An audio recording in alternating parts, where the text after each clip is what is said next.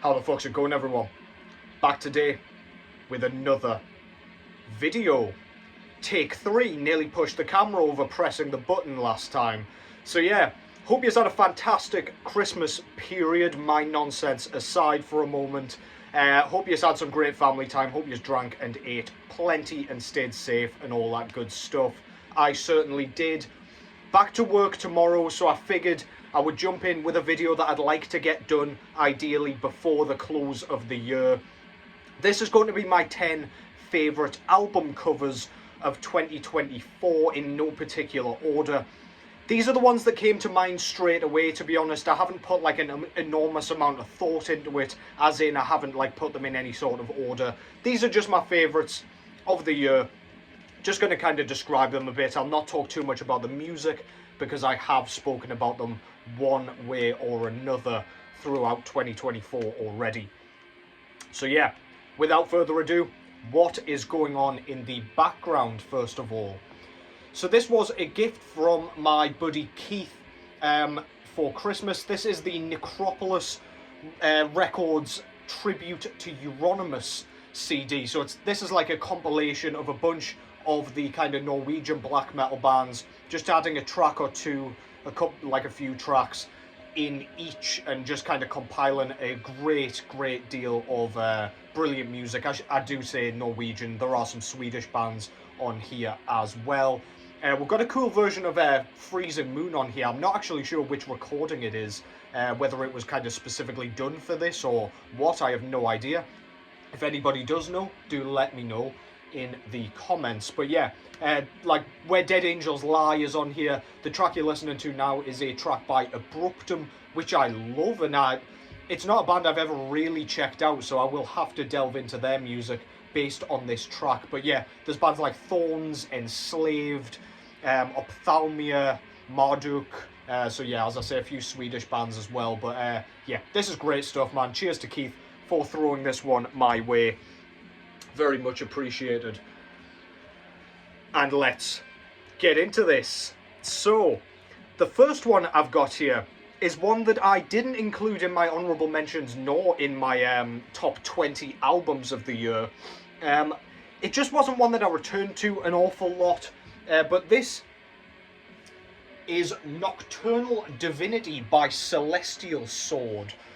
So this is kind of raw black metal mixed with a bit of dungeon synth. It's in that vein where things can kind of like merge into one. Lots of these bands kind of gel together for me, but I do like the sound when I'm in the mood for it, and when I'm on a bit of a kick for that kind of thing, I do like to get in amongst it, because I do like that synthy stuff that creates a bit of atmosphere, especially a sort of vampiric atmosphere, as is on this one.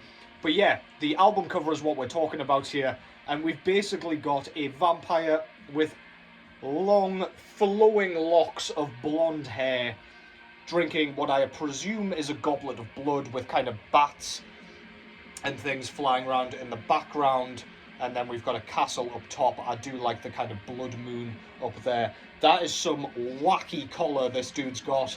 If you kind of turn your head the wrong way there, you're going to absolutely impale yourself. But yeah, love this thing, man. It's so cool, so eye-catching, and so like unique, very recognisable. I like all the like suits and stuff like that. I don't even know what the fuck you call it, but it's very Dracula-esque. Yeah, just badass, man. I like his blue hue as well. He probably wants to go and fucking get that checked out. I think he's morphing into a fish or something. But yeah, I digress. This is very good in terms of music, but I love that album cover. That is Celestial Sword with Nocturnal Divinity. Next up, I've gone with one of my absolute favourite bands, and probably my favourite raw black metal band, to be honest. I've gone with Black Salice with Atavistic Possessions, or Atavistic Possessions, not sure which. This was their 2024 EP, one-man raw black metal out of Portugal. I've always liked Black Salice's kind of artwork style. It's usually depicting the main man in his corpse paint in a dark alley or in complete blackness with just the corpse paint visible. It's always very washed out, and that's exactly what we get here. But I just love the way he's kind of standing very grimly in that archway. Look at that little face, man. But yeah, he's always in some sort of hooded robe or cloak, and he's always looking necro as fuck. So yeah, absolutely love that thing. There's not an awful lot to say about it because it's very black and white and washed out and staticky, much like the music. But yeah, this is absolutely fantastic. I've always liked the kind of layouts they go for as well. That's their amazing logo. But yeah, that is how you do a black metal album cover, if you ask me. Black Salice, Atavistic Possessions, probably pronounced hideously. Next up, I've gone with another one that I forgot to mention in my honourable mentions, but one that definitely deserved it, and it didn't kind of occur to me until afterwards. But I've gone with Coffins' latest release entitled Sinister Oath. So this came out through Relapse Records, Japanese death doom, very punky, lots of great D-beat, very chunky guitar tone, very trashy hi-hat sound, which I just love for this style. But the album cover itself is nothing short of breathtaking. I'm not sure who did any of these artworks really. I'm not really going to go into any detail. You can look it up yourselves. But yeah, just aesthetically, man, that is absolutely astounding stuff.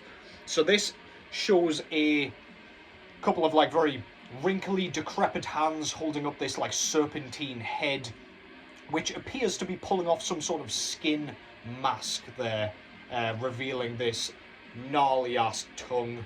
You wouldn't want to make out with that woman, would you? Fuck me. But yeah, there's like some hands holding up what look like a crown. So I don't really know what's going on. I don't know if this this monster is being crowned as sort of Queen of the Undead or something. But yeah, there's all a bunch of little goofy little ghouls and teeth and just general nastiness going on around here. And I just love it, man. Coffins, Sinister Oath. Very, very cool. Next up is an album that seems to have disappointed a lot of people in terms of music, me being one of them, to be honest. This one, again, didn't turn up on any of my lists, but the album cover is absolutely sensational. So this is the latest full-length album from Departure Chandelier, entitled Satan's Soldier of Fortune. I always want to say Satan's Soldier Syndicate, but that's a disaster. So yeah, this album cover basically depicts Napoleon with a face like a slapped arse. He looks like someone's just run along, flipped him the bird and run off again. He's just sat there in his heavy gear, can't do shit. But yeah, I just love that album cover. It's so striking and so like well painted that it's impossible not to want to at least pick it up to have a look at it. Like if you saw this on a record store shelf or something, I can very much see just people picking it up based on the artwork. Yeah, all their cover arts have been amazing so far, but especially the ones that do depict Napoleon. And yeah, there's not an awful lot more to say about it other than that is just an amazing, amazing piece of art. Departure Chandelier. Lost out a little bit on the sort of charm and character musically, in my opinion. However, I still enjoyed it for what it was. It just wasn't as breathtaking as I nor a lot of other people were hoping. Next up, I've gone with yet another album that I did not show in my kind of honourable mentions nor my top 20. Out of the US this time, I've gone with Witch Vomit's Funeral Sanctum. So Witch Vomit's music is straightforward death metal, not a lot more to say about it. Very well written, very catchy, very punchy and concise. This thing is under the half-an-hour mark again, I believe, if not slightly over this time. But this one wasn't quite as good as Buried Deep in a Bottomless Grave, in my opinion. However, I did like this one a bunch, and I do need to return to it quite a bit more. I just didn't find myself grasping for it. But the album cover itself is absolutely mind-blowing. It's got a little bit of a In the Nightside Eclipse sort of feel about it, or at the very least those like Necrolord, is it Necrolord? I might have completely made that up, but the fella that does like some of Dissection's work and things like that. It kind of has that vibe about it. What they're called? Oh my god, I can't even come up with the words, man. No, it's not coming to me. Fuck it. But yeah, all those kind of melodic black metal bands that are kind of coming out of Sweden or were in the 90s. That's kind of the vibe that you get here. Doesn't tell you what the music's going to be, mind, because this couldn't be further from that.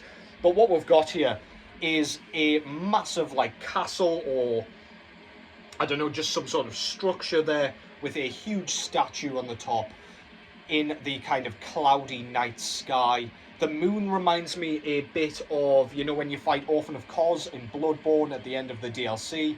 The moon's kind of, I don't know, all swirly and as though there's something kind of swimming around in it. On there, and it kind of gives me that vibe. But yeah, lots of like stalagmites or stalactites, can't remember which one it is. One of them goes downwards, one of them goes upwards, whichever one the upwards ones are. But yeah, mountains, we've got a abyss opening up just down beside. That's exactly what you don't want on your front garden, innit? Whoever's living in there must be pretty fucking pissed, but regardless, man, I would live there. And then we've got some little demon guys flying around in the background as well, probably causing mayhem. It's just got a bit of a Lord of the Rings vibe, if you ask me, and I very much dig that. Very, very cool. Again, another band that is absolutely killing it in terms of artwork. Brilliant stuff. That was Witch Vomit with Funeral Sanctum. Next up, yet another one that I have not yet shown. I've gone with Quinn's Harbinger of Woe. This time, brutal death metal out of, I believe, the US, if I'm not mistaken. So this kind of shows what I think or kind of perceive to be a martyr of some kind being tortured and killed. I assume she's getting her feet scalded here with a brand. There's lots of guys kind of hanging around as though they're reading the Bible or something. As though they're basically doing the Lord's work, or at least some sort of monarch or royal figure, whoever's commanded them to do this. This is their job. But yeah, it's a pretty harrowing album cover with this poor woman being tortured, basically. But yeah, really detailed, really nicely painted. Very, very cool. I don't actually... This might not have specifically been painted for this. This is perhaps an old an old kind of painting that they've used on kind of, I don't know, out of the public domain or whatever. But anyway, very, very cool regardless. I really, really like that. It's very, very sort of effective, very thought-provoking, and I like it a lot. That's Harbinger of Woe by the Mighty Quinn. Next up, I've gone with one of my favourite albums of the year. This is Attic with Return of the Witchfinder. So yeah, this is brilliant kind of traditional heavy metal with bits of kind of black metal here and there. We've got blast beats in here. We've got those falsetto vocals that are very akin to Merciful Fate and King Diamond, etc. But the album cover itself basically shows a witch burning at the stake. She's got an owl just kind of perched inconveniently up by her shoulder there. We've got like a bell tower with the moon looking very creepy in the background. We've got all of the townsfolk watching and holding up their crosses and what have you, enjoying as she cremates. And we've got what I assume is some sort of pilgrim or something, or I don't know, witchfinder, reading out of the Bible by the looks of it, or something to that effect anyway. But it just has a brilliant, brilliant aura about it. It fits the music and the theme perfectly, if you ask me. It's so, so well done. I do have a nice back patch that came with this album, and I do think I will be stitching that onto a new jacket that I will be doing very shortly. But yeah, I absolutely love that thing, man. This woman can't even watch. What a pussy. Yeah, killer stuff. Attic, Return of the Witchfinder. Only 3 left now. I showed this one not too long ago. I've gone with Oxygen Destroyer's third album, Guardian of the Universe. And yeah, if you can't tell, this is kaiju-themed death thrash out of the US also. And yeah, the front cover shows Gamera. I believe that's its name. I got it wrong last time, but yeah, I'm not a kaiju enthusiast. I just kind of know peripherally.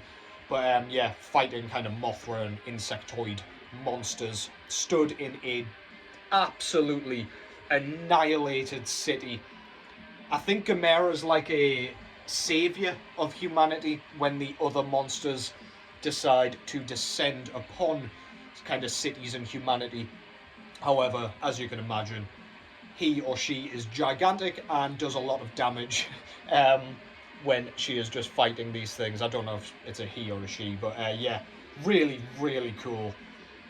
Again, as I said a couple of videos ago, it reminds me of World Extermination a little bit in kind of art style by Insect Warfare, just with the very detailed, chaotic sort of picture.